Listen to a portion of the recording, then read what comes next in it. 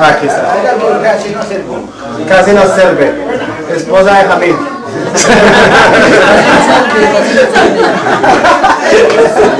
Esposa de Jamil, sienta. ¿Sí? Sí.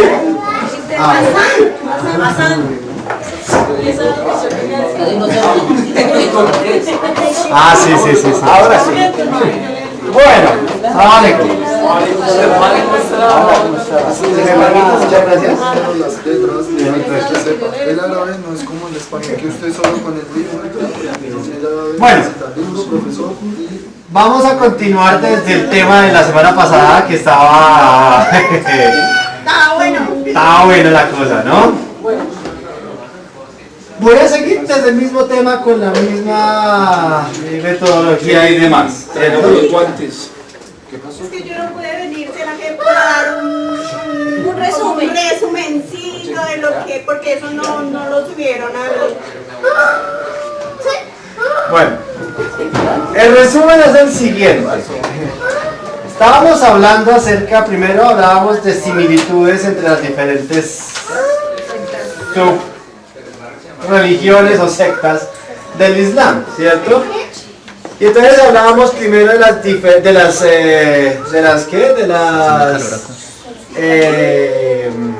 similitudes, son Shia, la Sufía, ¿cierto?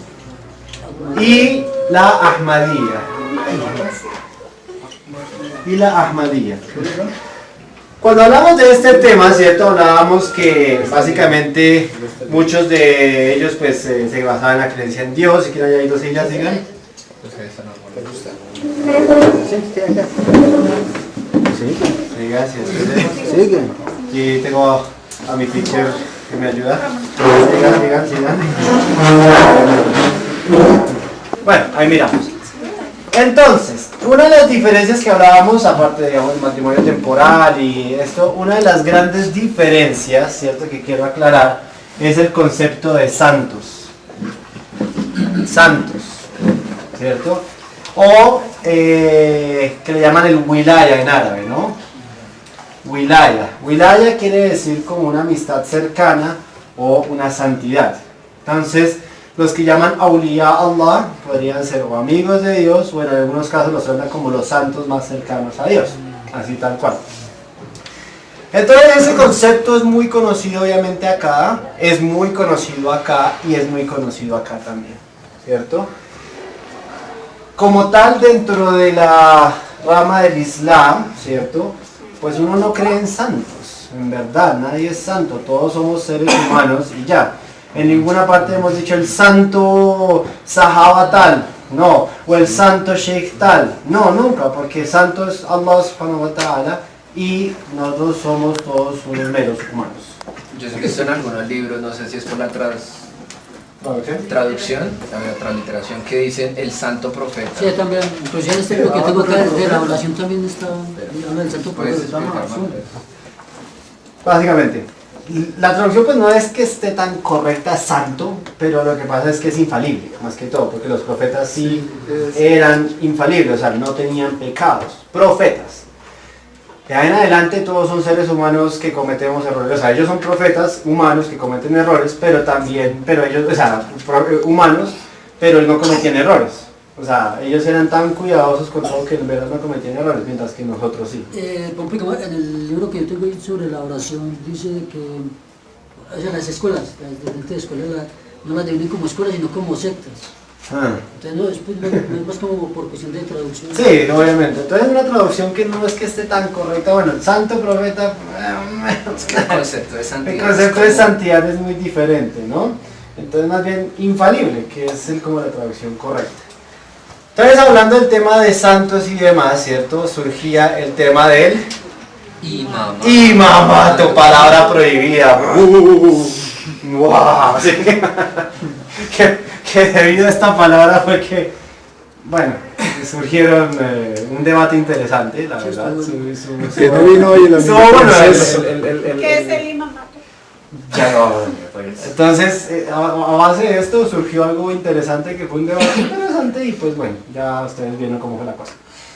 Si no, que les cuente el chico. No, ¿qué es el imamato? Ahora sí hablando del tema.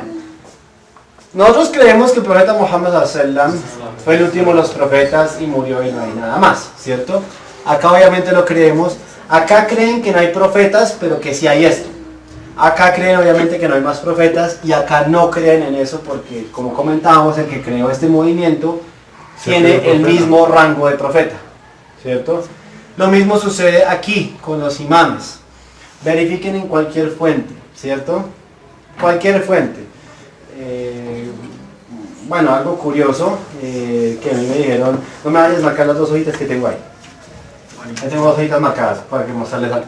Entonces, ¿qué sucede? Que el imamato, ¿cierto? Según la creencia o la doctrina Shii, son gente de Ahlul Bayt, ¿cierto?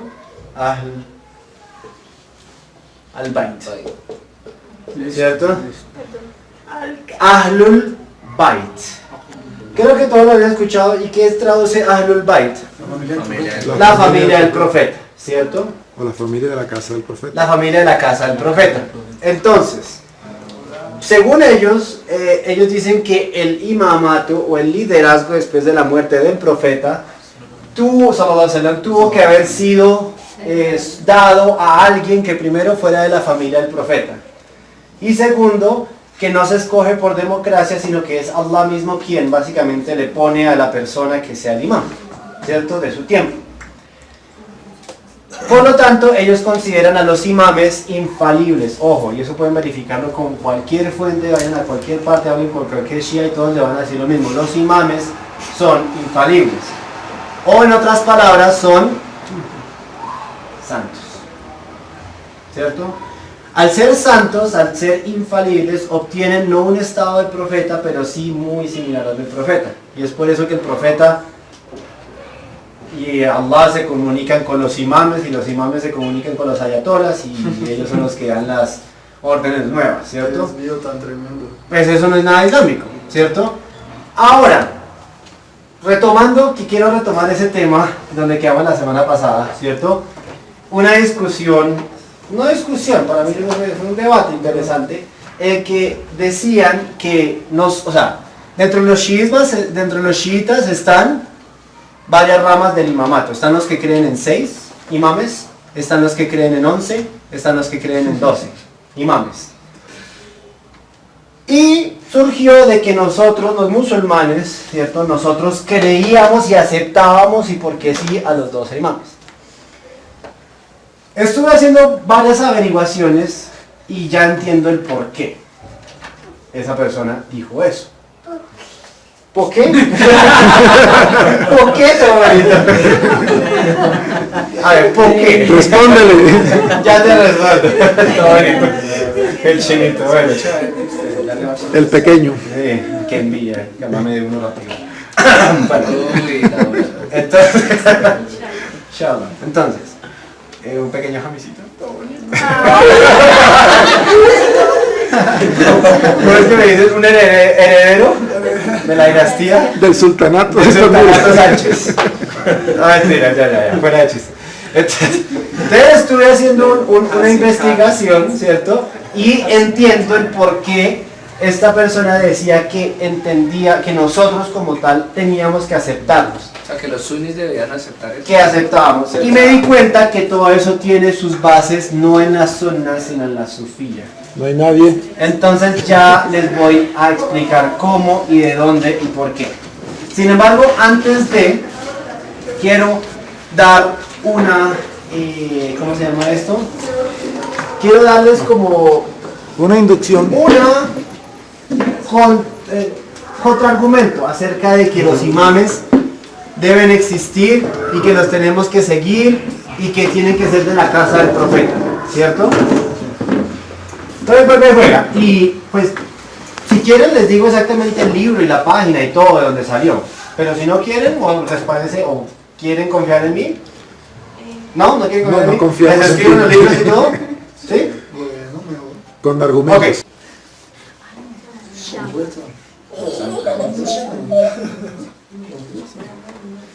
Preciso del internet. Bueno, Ahorita, por favor, antes de terminar la clase, me recuerdan, otra vez trato de recargar esto y les escribo los libros, ya que el libro, la página, el volumen y todo. ¿Listo? Bueno, volvamos al tema. Sucede que todos los, para ser imam, y esto lo estoy sacando directamente de una fuente Shii, ¿cierto? De hecho, de los Rafida, y pueden verlo porque Shia, de hecho, del mundo. Le consultan al Sheikh Komin, el más famoso de Irán para Colombia. Entonces, todos le van a decir a uno que los imames son de Ahlul Bayt, o sea, de la familia del profeta, la casa del profeta, y que por lo tanto los 12 imames, o sea, 12 generaciones, porque cada imam, un imam moría, Venía y al otro, o sea, una generación, así hasta 12 generaciones, ¿cierto? Hasta que el último imam es el Mahdi, ¿cierto? Que ellos de repente dijeron que no, él se escondió y está en una cueva y desde hace mil y punta de años está en una cueva transmitiéndole por señales de humo al ayatollah. Con el ayatollah y le lleva la comida. ¿Cierto? Es curioso porque obviamente esto es un tema muy delicado para ellos y ellos aseguran y juran y rejuran que sí y que tienen que ser infalibles y que tienen que ser... Se larga. ¿Sí? ¿Sigues?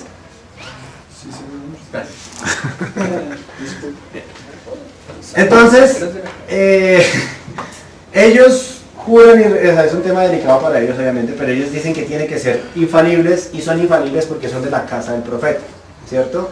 Ellos narran y buscan diciendo de que el profeta dijo, yo les dejo dos cosas, el Corán y mi familia, pero pues como ese fue el mismo que hadís que narraron la semana pasada, creo que ya les mostré cómo es que no era así, ¿cierto? Bueno, entonces el imamato funciona de esa manera, 12 generaciones. Antes de explicarle de dónde venía ese argumento de que supuestamente nosotros aceptábamos eso, quiero decirles una cosa pues para que entiendan un poquito mejor, ¿cierto?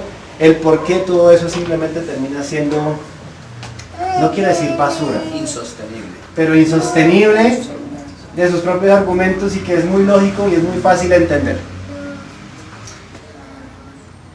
Veamos la palabra, todos saben de los shias que hablan de Ahlul Bayt. Ahlul Bayt. ¿Puedes abrir el diccionario? Es para que el que quiera ver. Este es un diccionario árabe-español, pueden consultarlo donde ustedes quieran, ¿cierto? Pueden consultarlo. Y les voy a dar las referencias también del Merriam-Webster Dictionary. ¿Ustedes saben cuál es el Merriam-Webster? Merriam-Webster, ¿cuál es? ¿Qué es? Es el diccionario que te muestra específicamente como desde la raíz todas las formas de la palabra. Es uno de los diccionarios más confiables del mundo en cuanto a idiomas porque te da la definición correcta de las palabras según el idioma que esté. Empecemos con este normalito. Pueden leerme qué traduce Ahlul de acá, que está Ahlul, y dime si está correcto como se escribe de acá a acá. Escuchemos, por favor, las traducciones. Permiso. Familia, esposa. Espérate un segundo. ¿Qué pasó? Listo, dale. Escuchemos las traducciones de Ahlul.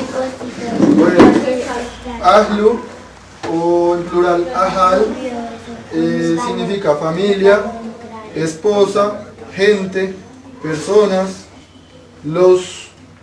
Ah, no, pero esto es Ahlul Amr. Sí, O sea, entonces no, ya no, solamente Ahlul. Entonces, ¿cuál? Otra vez léelos.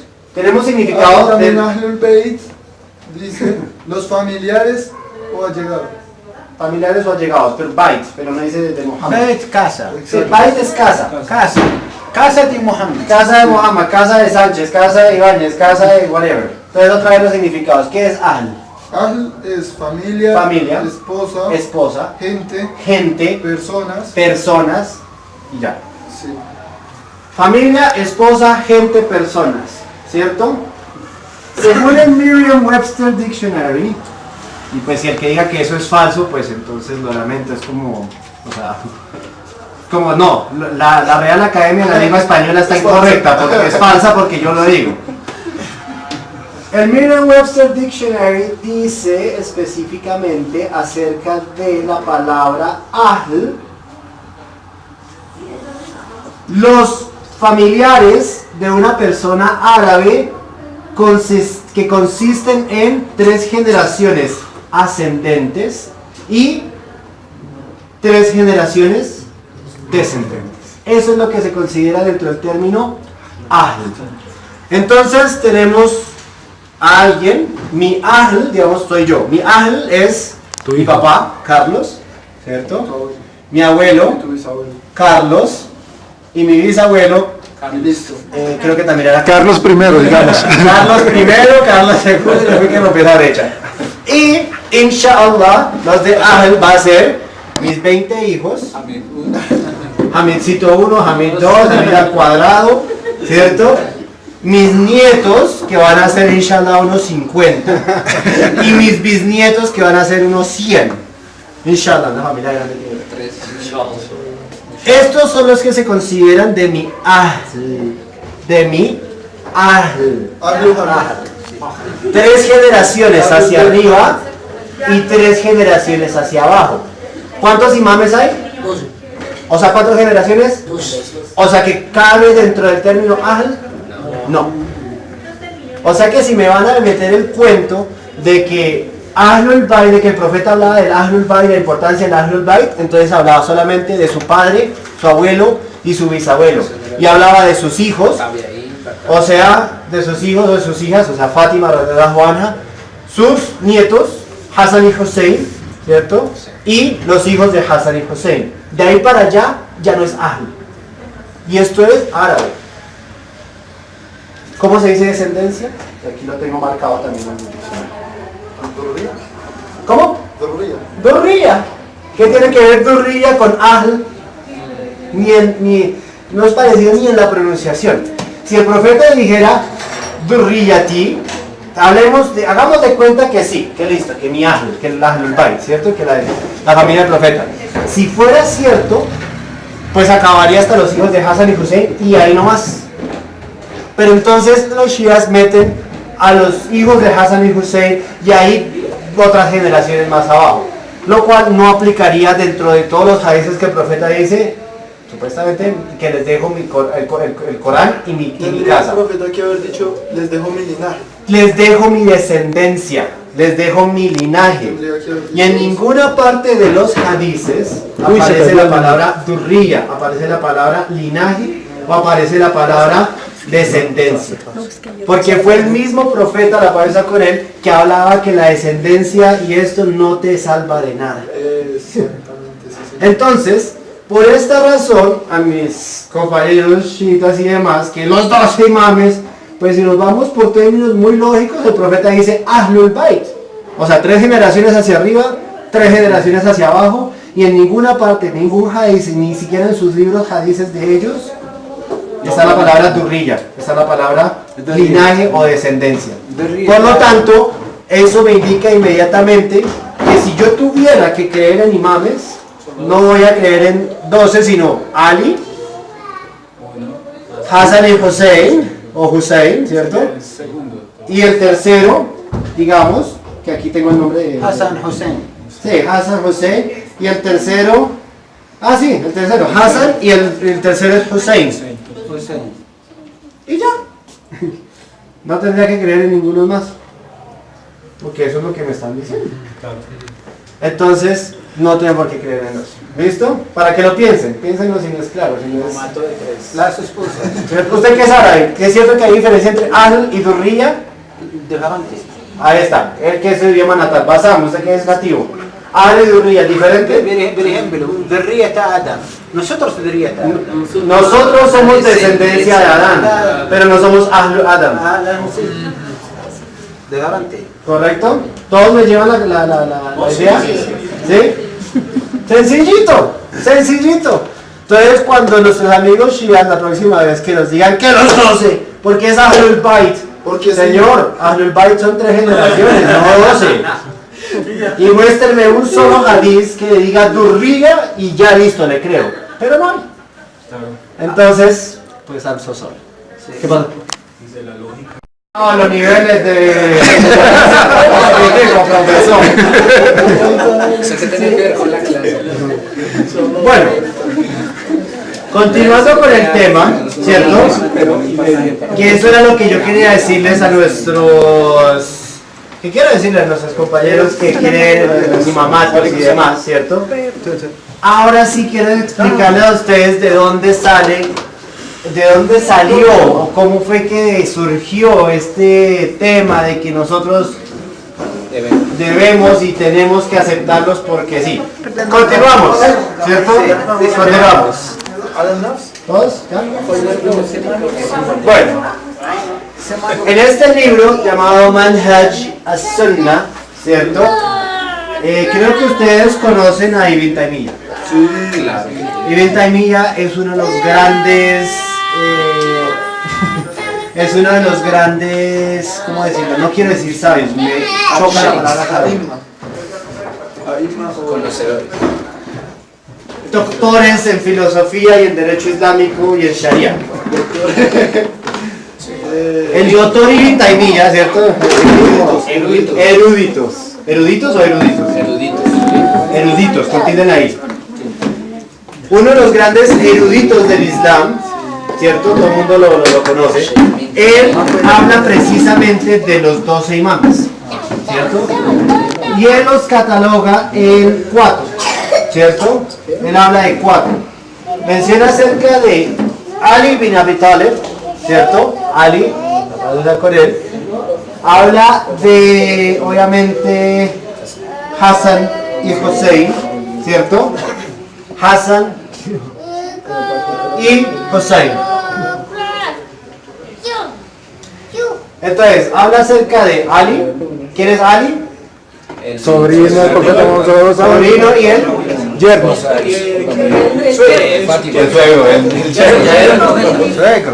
Mira, los también tienden a catalogar a Ali como un profeta.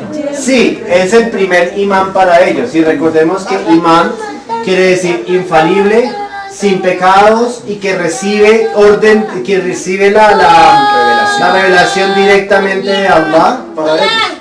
Y luego ellos sí. Entonces, vamos a hablar de ese tema, ¿cierto? Y antes de empezar a explicarles de Darío. Entonces, Ibn Taymiyyah los clasificó. Ellos eran sahabas, o sea, compañeros del profeta, ¿cierto? Compañeros del profeta y compañeros del profeta, pero que sin embargo hay compañeros que tienen muchas más virtudes. Volvamos al tema del hadith que hablaban la semana pasada. Yo soy la ciudad del conocimiento y Ali es la puerta para esta ciudad del conocimiento. Digamos que está bien, digamos que es totalmente verídico y que debido a eso, él es como tal el primer imán. ¿Listo? Eso quiere decir que si el profeta hubiera dicho algo superior de otro sahaba, él tendría más derecho que Ali, ¿cierto? Hablemos de Abu Bakr. ¿Qué dijo el profeta sallam? Y estoy citando dentro del mismo rango de hadices, ¿no? O sea, bueno, que son hadices pero que tienen sus cosas, ¿no? En ese mismo rango, el profeta sallam dijo de Abu Bakr que nadie entrará al paraíso sin que Abu Bakr haya entrado primero. ¿Ah? Entonces imagínense, él es el conocimiento, pero yo no voy a entrar al paraíso hasta que este señor entre primero. O sea que este señor entra antes que Ali. O sea que ¿quién tiene más privilegio ante Dios? ¿Ali o Abu Bakr? Según la terminología. Entonces, ¿por qué Abu Bakr no fue el primer califa? Segundo. El primer imán, ¿cierto? Omar. ¿Qué dijo de Omar? Ibn Khattab. Ibn al-Khattab, el segundo califa. Si hubiera un profeta después de mí, sería Omar. Aquí es conocimiento, pero aquí dice si hubiera otro profeta. O sea que este le da más derecho a Omar de ser el primer imam o de ser el primer califa, más incluso que Abu Bakr o que Ali o que cualquiera. Imagínense eso. Si hubiera un profeta después de mí, sería Omar. Entonces, ¿quién tiene más derecho, Ali o Omar? Umar. ¿Quién tiene más derecho, Ali o Abu Bakr? Abu Bakr. Segundo, ellos dicen que, primero que la sangre del profeta, bueno, digamos que la sangre del profeta, ¿listo? Otro punto muy interesante, de Osman. Sí, de Osman también dijo El cuarto califa. varias cosas. Sí.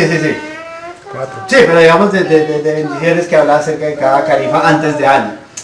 Hay una cosa que dicen que Ali es el primer imán, ¿cierto? Entonces uno les dice, ok, si es el primer imán y el profeta lo escogió, porque ellos dicen que el profeta dio todo el tiempo indicios y demás, entonces ¿por qué Ali no fue el primer califa? ¿Por qué fue el cuarto?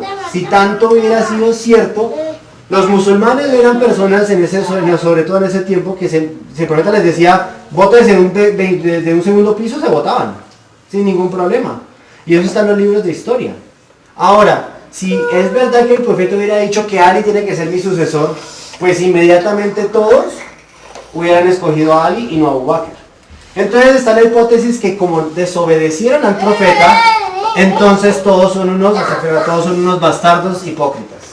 Que ahí es donde salen los Rawafid. Y que por eso entre esas también se encuentran las esposas del profeta. Porque ellas escogieron fue alguien que el profeta no dejó. Entonces, digamos, un ejemplo, porque como recuerden que los imames reciben directamente el imamato por medio de Dios, ¿cierto? Están así, cual pastor de iglesia por allá. O sea, ellos dicen que los imames tienen comunicación, o sea, que Allah les revela como si fueran profetas. Correcto. Entonces, un ejemplo, listo. O sea, como que si ellos pudieran escribir un Corán de revelación de lo que Allah les revela a ellos. Algo así. Otro Corán. Sí, correcto. Entonces, digamos que Ali hubiera sido el primer califa. Uno les pregunta a los chiitas, bueno, si Ali es el verdadero imán, si es el verdadero sucesor del profeta, ¿por qué no se rebeló contra Abu Bakr? ¿Por qué? No, es que sí quiso, pero en realidad no podía porque todos estaban con Abu Bakr, entonces no se podía. Ok, pero si recibe órdenes directas de Dios, conocimiento directamente de Dios y del profeta, Está errado. sí, y este señor va a cambiar el Islam, ¿no debería él ya haber mostrado, ¿cierto?, cómo lo iba a hacer y decir abiertamente es que el profeta me escogió a mí? O sea, si el profeta, si eran personas, ¿cierto? Esa es la otra cosa, es muy interesante. Listo, como estos fueron desertores hipócritas porque desobedecieron la orden de Ali, ¿cierto? Entonces ellos estarían diciendo que Ali también es un hipócrita. ¿Por qué? Porque Ali no se rebeló en Abu Bakr, no se rebeló en el califato de Omar, no se rebeló en el califato de Osman, esperó a que los tres murieran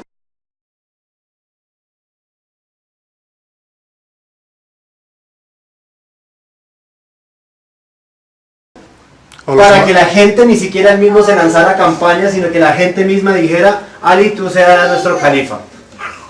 Entonces él estuvo desobedeciendo la orden del profeta de Dios durante tanto tiempo, dejando que toda la corrupción y la maldad se esparciera por la tierra. Entonces, ¿qué tipo de imán es ese? Y es donde se vuelven un ocho ellos, por lo general. A mí, tengo una pregunta. No sé si, bueno, de pronto tú sabes, el tema de Almohadilla, ¿podrías explicar cómo fue, si ahí se divide también? Pero sí ya para Ok. ¿Listo? Entonces es muy sencillo. Si Ali hubiera sido escogido por el profeta, él dice, el profeta me escogió a mí, todos dicen sí señor, no hay problema, y listo. Siendo uno de los sahabas más grandes, de los compañeros más grandes, pues no decían, digamos, no iban a atreverse a decir una mentira así tan grande, de que si el profeta no lo hubiera escogido, es decir, el profeta me escogió, no. Pero si el profeta los hubiera ordenado, ellos inmediatamente lo hacen. Y eso se ve a través de la historia. Cuando iban en expediciones, profeta, usted es el amir, si usted muere, usted es el amir, si usted muere, usted es el amir, si usted muere, usted es el amir, si usted muere, usted es el amir, si usted muere, usted es el amir, y si usted muere, pues escojan un amir entre ustedes. Todos ya sabían que iban a morir, pero iban exactamente en el orden. 1, 2, 3, 4, exactamente en el orden que el profeta lo daba. Si eran sahabas, compañeros que no eran tan grandes y tan importantes, ¿por qué Ali no lo hizo? Entonces hay dos posibles razones. O él era un hipócrita así como los demás, Astaghfirullah, o en realidad el profeta nunca le dijo a Ali que fuera el sucesor. Sencillo. Y seguiré hablando de este tema más, pero bueno, ahora sí les hablo del por qué y ya termino mi clase de hoy. Se hablaba de que las personas... y también en este libro, luego, después de Hassan y Hussein, habla que eran gente de conocimiento los otros imames, pero que ellos nunca se autoproclamaron imames. Y de hecho nunca tuvieron tantos méritos como para decir, ¡oh, Sheikh el Islam, o el grandísimo imam tal! ¿No? De hecho ellos eran hasta inocentes de que los iban a considerar imames, ¿cierto? Y están los libros de Hadith. Entonces se caen por sí mismos esa Sí, teoría y que demás. se puede, como yo me lanzo, autoproclamar. sí, que lo escojan a uno en el Islam no se puede. Juan Guaidó. Un Juan Guaidó. No se permite Juan Guaidó aquí. En el Islam. Bueno, continuemos. Quiero ahora sí hablar de dónde salió la idea de que supuestamente los sunnis aceptamos porque sí a los 12 imames con todo su concepto. Recordemos que un imam es un santo, ¿cierto? Infalible, santo, libre de pecados y escogido por Dios. Hablemos acerca de... Siéntate.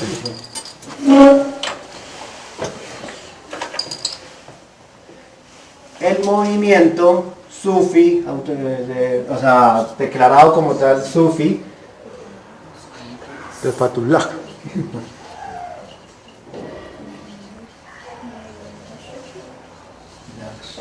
Naqshbandi. Naqshbandi.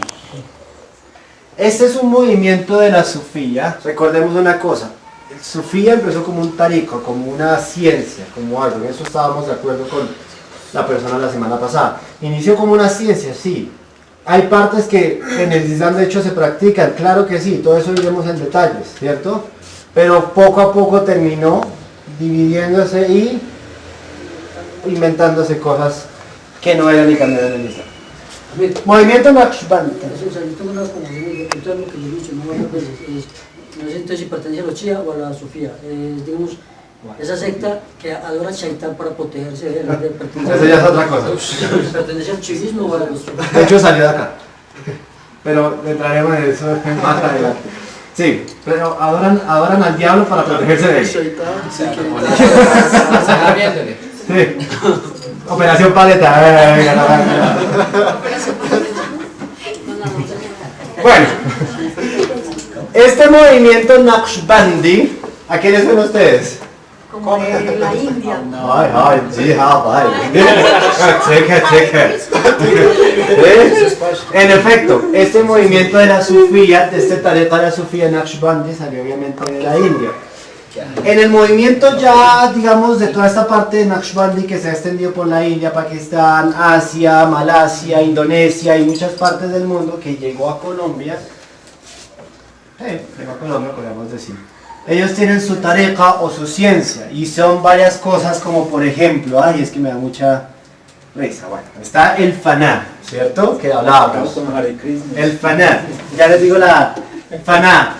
Separación de uno mismo para llegar a ser algo más, o sea, tener esencia divina.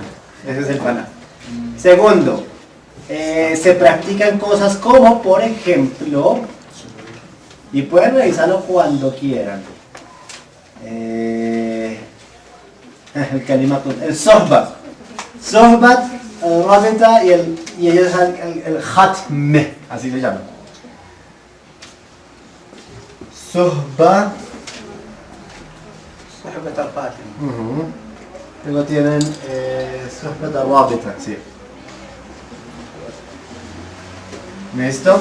Ellos tienen cosas como por ejemplo el silsila, es que me da risa.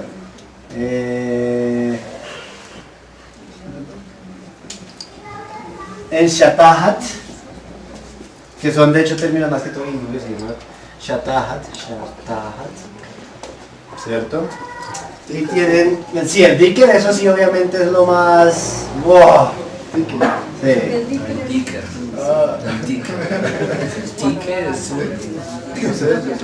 Bueno, les voy a decir cuáles son, de hecho déjenme leérselos. Los sufías, ¿cierto? En especial en este movimiento Naqshbandi, ¿cierto? Tiene diferentes prácticas en las cuales uno puede obtener un wilaya, o sea, una santidad. Y solamente se puede obtener rindiendo y siendo una conexión muy especial con tu sheikh, con tu guía espiritual, que él ya obtuvo esa santidad. Por lo tanto, Él es santo y tú puedes llegar a ser santo si compartes su santidad. Si compartes un poquito de su santidad. ¿Sí? Únteme de su santidad. ¿Cierto? Tienen cosas como Hoshdardam. ¿Cómo se traduce? Awareness. Conciencia. Conciencia en la respiración. El Salek, ¿cierto? El que busca la santidad tiene que recordar a Dios con cada aliento. Esto es uno de los pasos más importantes para entrar al movimiento Naqshbandi. Porque en las palabras Baha ad-Din Naqshbandi en este tarika se basa en eso, que con cada aliento tú empieces a respirar, a sacar lo malo de ti y a inhalar santidad. ¿Cierto? Empecemos todos. Ya somos más santos. ¿No sienten la pureza en el aire? Sí. Vea, ahí salió el demonio. Salió ese demonio por allá. Sal de ahí, demonio. Tienen otra cosa que es Nazar Dar Kadam. ¿Cierto? Mirar hacia los pies, ¿cierto? Que siempre que caminen uno va mirando los pies para dejar de mirar el mundo y todo lo que contiene, ¿cierto? Safar Dar Watan. El viaje interno místico.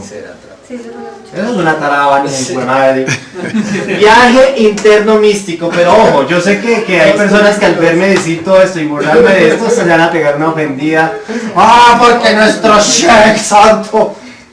Cuando vean el video. Cuando vean el video. Sí, yo sé que sí. En este viaje interno, el Salek debe viajar del mundo de lo material hacia el mundo de lo eterno, o sea, hacia Dios mismo. El Salek es como la persona que se mete en el movimiento, que se mete a buscar la santidad.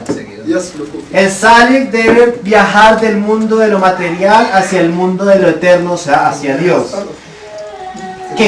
Que se empieza a viajar más y más con cada paso. Este implica viajar hacia la perfección. Este principio es el más importante de todos. O sea, llevan acciones y demás para poder obtener su santidad y llegar a ser parte de Dios. A ser Dios. Sí. ¿Cierto?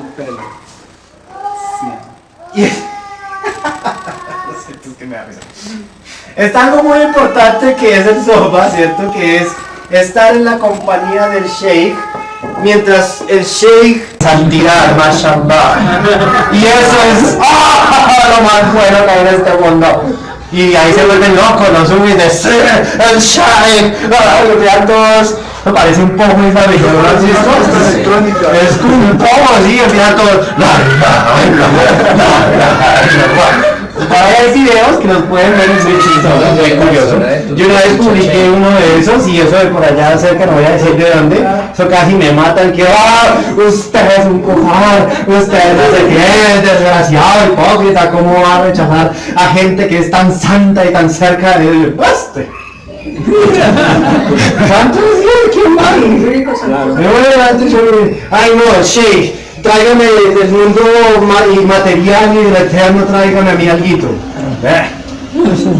Como esta tariqa de los Naqshbandi y en general muchas tariqas del sufismo creen en todo eso y el objetivo es la santidad, pues obviamente que no le ven, y ellos se autodenominan sunnis, ¿no? Ellos se denominan sunnis, precisamente por eso.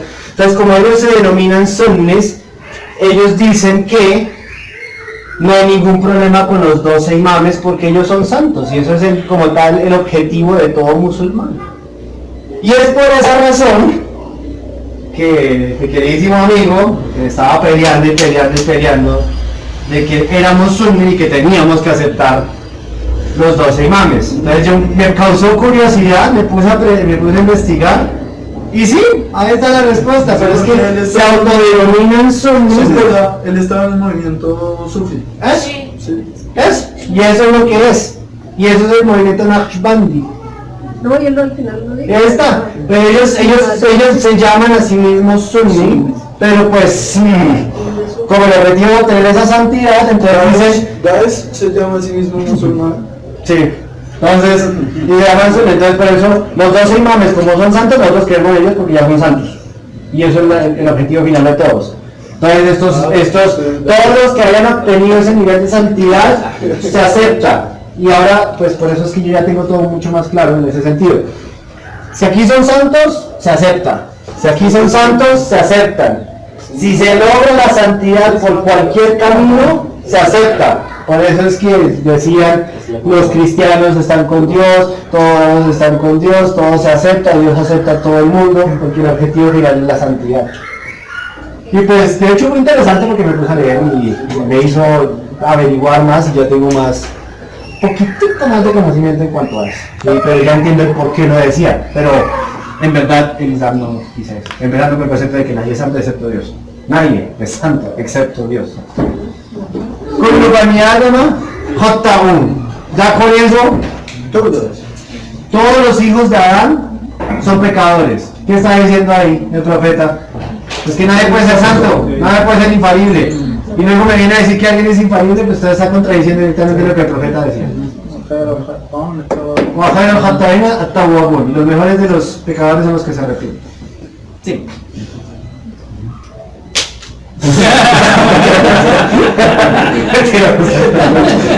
Bueno, entonces con eso, la otra semana próxima vamos un poquito más. Profe, te vas a hacer unas preguntas y rapidito, le grabamos que el profe. Faltó decir que es Shataha. Ay, lo siento. Ya les digo.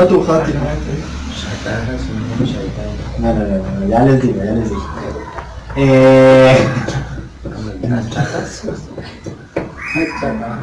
La chataja. Ay, es que me baja rehabilitación. Chataja es como picante. Porque disculpe, es muy picante.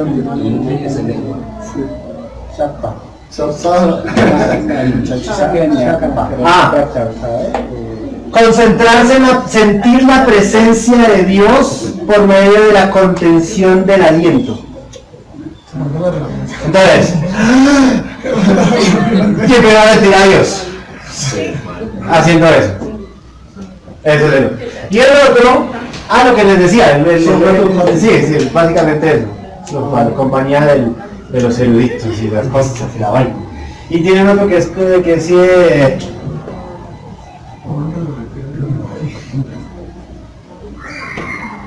Merece tantito. Pero ellos que se consideran estas musulmanes. ¿Cómo? Eso es como una combinación. Ellos dicen que son sunnis. Eso es pero en realidad eso es como una combinación entre hinduismo, budismo y islam. Sí, sincretismo. Como los shirk. Pero verdad, Sofía, el venenero, entiendo. Correcto. El gata, los señores más. ¿Usted no?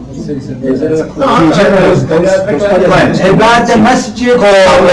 Correcto. El dinero con usted sabe cómo era. El tiempo. Con Con el espectador. La bid'a. Hacer otra cosa. Ella tiene correcta. Ahí iremos hablando de que, ¿se acuerdan que yo les dije que tampoco todos los shias son unos, no? Hay un grupo que está dentro del Islam, sino que pues tiene ¿cómo se llama esto? No, eso se llama, están dolidos porque Ali no fue el primer califa, no más. Sí.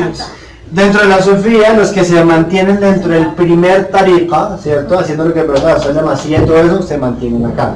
Pero ojo, eso lo quiero explicar muy bien cuando lleguemos a ese pedazo.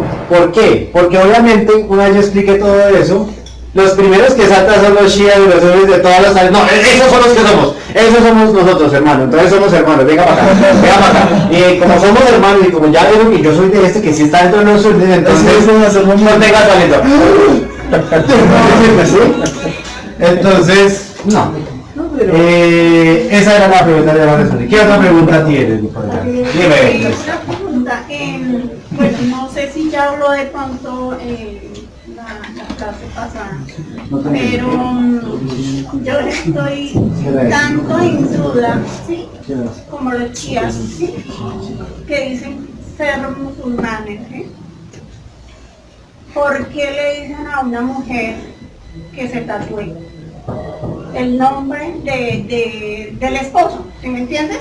Entonces, si dicen los musulmanes A mí me queda todo mi nombre en las nachas. acá en el pecho, entonces yo digo, bueno, los musulmanes dicen que la piel debe ser muy exacto, todo eso, entonces, porque ellos le piden a una chica que se... Porque están mal, porque no conocen bien la religión y porque están tergiversándola, porque están mezclando lo cultural con lo que es religioso, no entienden en verdad y pues no tienen el concepto de lo que es la verdadera religión, entonces tratan de hacer Te eso. pongo un ejemplo, Eso hermana. no Hay sabe- partes en África donde mutilan a las mujeres porque dicen que es islámico, pero son tradiciones previas al Islam que se adaptan.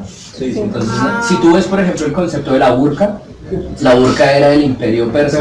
No sé si han visto la película 300, que la reina tiene una burka. Sí. Eso se pasó a las sociedades islámicas que son de Asia Central, la parte de Afganistán, Pakistán, parte de Irán y norte de India. Todo eso era el imperio persa.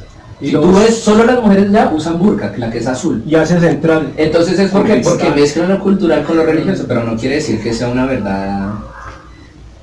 Y le meten Real. mucho miedo a las mujeres, porque le dicen Pero que no las sé. Sí, no.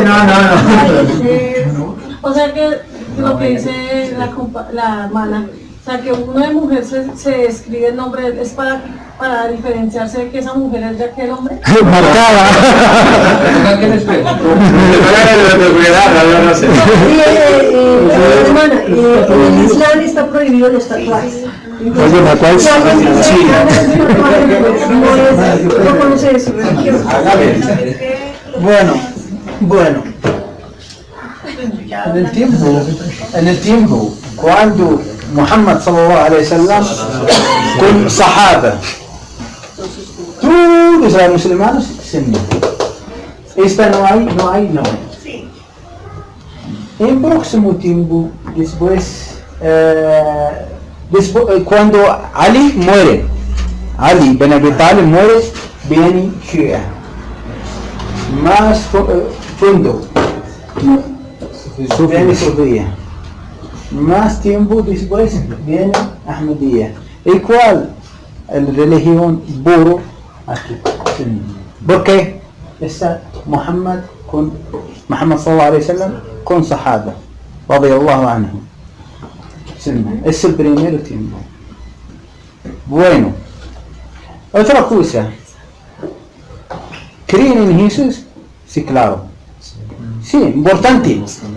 ¿Por qué? Religión de la católica, una religión raro, sin verdad, sin ما معنى هدف. Charla. ¿Me entienden? Diálogo. ¿Me entienden? ¿Por qué? El primero tiempo igual con los cristianos. El primer tiempo la religión pura. Con el tiempo, otra cosa. ¿Por qué? ¿Por qué Jesús no tiene papá? El Hijo de Dios. Sí, el Hijo de Dios, ya. Sale. Esta viene en Shia, en Sufía, con el tiempo. Esta cosa viene con el tiempo. ¿Me entienden? Además, en la época del profeta Muhammad no existía ninguna de ellas. Claro. Aquí son la religión puro, en este momento puro. Nosotros, yo quiero una religión, un camino para Allah solo, no quiero más. Bueno, ¿cuál religión? Yo quiero religión, Islam. Bueno, en Islam. pero en Islam طريقة صوفي إمامة شيعة أحمدية بالأحمدية أن عرب كريم نوعي يسون إنديا sí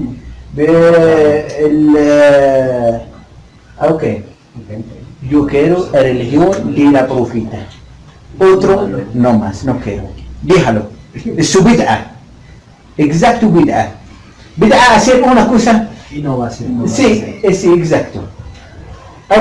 Yo quiero que, ¿cuál quieres? Sunna. ¿Cuál que es sunna? سنة حديث محمد صلى الله عليه وسلم que hacer محمد صلى الله عليه وسلم no más la familia لا no محمد صلى الله عليه وسلم el primero que el Corán después el Sunnah ¿cuál Sunnah? las palabras de Muhammad صلى الله عليه وسلم Qué pena que te interrumpa. Bueno, vamos a tomar un break cortico, así súper rápido, ¿cierto?